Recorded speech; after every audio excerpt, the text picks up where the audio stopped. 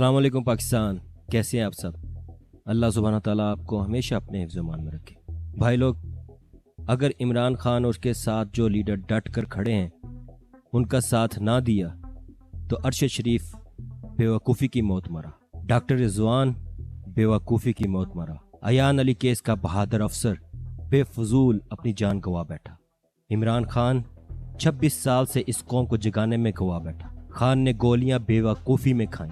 ये सब मुल्क में इंसाफ के लिए, आपके हक के लिए खड़े हुए।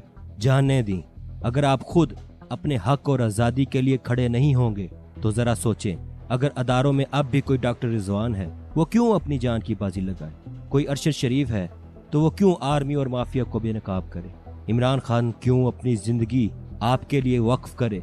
ये वो सवाल हैं जो हमें अपने आप से पूछने हैं। हमें बुज़दिली और बेगैरती की ज़िंदगी से निकलकर अल्लाह और उसके रसूल सल्लल्लाहु अलैहि वसल्लम के बताए हुए रास्ते पर बहादुरी से निकलना है। अगर हमें अल्लाह और उसके रसूल सल्लल्लाहु अलैहि वसल्लम पर यकीन है तो ये हम पर फ़र्ज़ है। जालिम के सामने खामोश रहना, जुल्म सहना जालिम की सपोर्ट के बराबर है। और भाई लोग, खान आपको कितनी बार बहादुरी का कहेगा, कितनी बार आपका ज़मीर झंझोड़ेगा।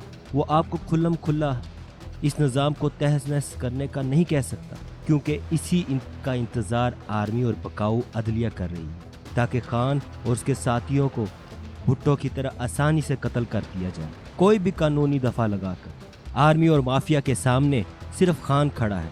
अल्लाह खान को महफूज रखे। जिस दिन खान को इन्होंने हटा दिया सब ख़त्म हो जाएगा। जो इंसाफ और आज़ादी की चिंगारी फूटी है हमेशा के लिए बुझ जाएगी। बहादुर बनो, निकलो, यही मौका है। आर्मी और सब अदारे हमारे नौकर हैं, इन्हें इनकी औकात में लाए बगैर आप कभी आज़ाद नहीं हो सकते। ये नवाज, जरदारी, फजलू जैसों को हमेशा आप पर मुसल्लत रखेंगे और खुद पीछे बैठे आपका खून चूसते रहेंगे। अल्लाह सुब्हानो ताला हमें हिम्मत दे, ताकत दे, इससे पहले कि बहुत देर हो जाए।